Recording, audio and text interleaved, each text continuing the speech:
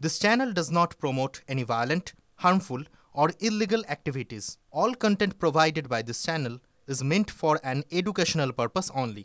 Top quality और consistent performance के लिए सिर्फ सिल्वर पंप नाम याद रखना। অন্যদিকে ভারতে অবৈধভাবে এসে পরিচয়পত্র পাওয়া, ভোটে দাঁড়ানো, কলেজের পথ পাওয়া এসব বাংলাদেশিদের কাছে এক প্রকার জলভাত হয়ে গিয়েছে। তাই বলে কলেজের ফ্যাকাল্টি হওয়া টাটকা উদাহরণ হতে পারেন শান্ত ভৌমিক ওরফে সায়ন। উত্তরবঙ্গ বিশ্ববিদ্যালয়ের মাস কমিউনিকেশনের তিনি গেস্ট ফ্যাকাল্টি। ফ্ল্যাট কিনে সংসার পেতে বসেছিলেন, পরে জানা গেল ইনিও বাংলাদেশি। অবৈধভাবে প্রবেশ করেছেন, ভোটার আধার সব পাওয়ার পাশাপাশি বাংলায় তিনি চাকরিও পেয়ে গিয়েছিলেন। বিশ্ববিদ্যালয় কর্তৃপক্ষ অভিযোগ পেয়ে সবে তদন্ত শুরু করতে যাচ্ছিল।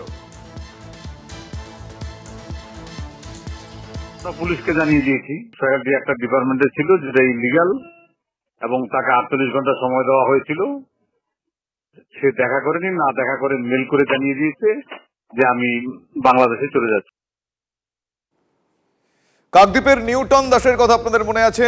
নিউটন দাসের মতোই শান্ত ভৌমিকও এখন ফুরুত।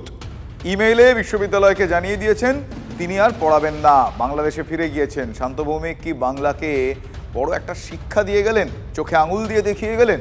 নিউটন, শান্ত, আজাদ, লাভলি খাতুন এদের কারণেই কি সব বাঙালিকে বাংলাদেশি ভাবা হচ্ছে? প্রশ্ন, এদের কারণেই কি পরিচয়পত্র থাকলেও বাঙালিদেরও অবিশ্বাস করা হচ্ছে? আমরা শান ভৌমিক বলে জানি, এইখানকার ভোটার প্যান আধার সব আছে, প্রুফ দেখেই তাকে ফ্ল্যাট আর কি ওইভাবে কথাবার্তা হয়েছে। এখানে একজন আছে সায়ন ভৌমিক, আমাদেরকে নাম দিয়েছে সায়ন ভৌমিক। শান্ত বলে কোনো রেকর্ডে নাই, আমাদের কাছে আছে সায়ন ভৌমিক। এলাকায় দেখা যাচ্ছে না। শিলিগুড়ির লেক টাউনে এই আবাসনেই থাকতেন শান্ত ভৌমিক। যদিও এলাকার বাসিন্দাদের বা এই বিল্ডিংয়ের যারা অন্যান্য ফ্ল্যাট ওনার তাদের দাবি তার নাম শান ভৌমিক।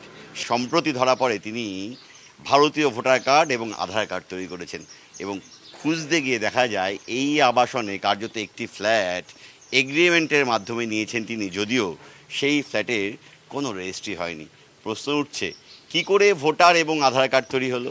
কি করেই বা শান্ত বাংলাদেশি নাগরিক হয়েও উত্তরবঙ্গ বিশ্ববিদ্যালয়ে গেস্ট ফ্যাকাল্টি হিসেবে কাজে যোগ দিলেন? এই লেক টাউন এলাকার কাউন্সিলর খোদ শিলিগুড়ি শহরের মেয়র গৌতম দেবও স্পষ্ট ভাষায় বলছেন এই ব্যক্তি বাংলাদেশের নাগরিক। এই আবাসনের এই ফ্ল্যাট তিনি নিয়েছিলেন কিন্তু রেজিস্ট্রি হয়নি।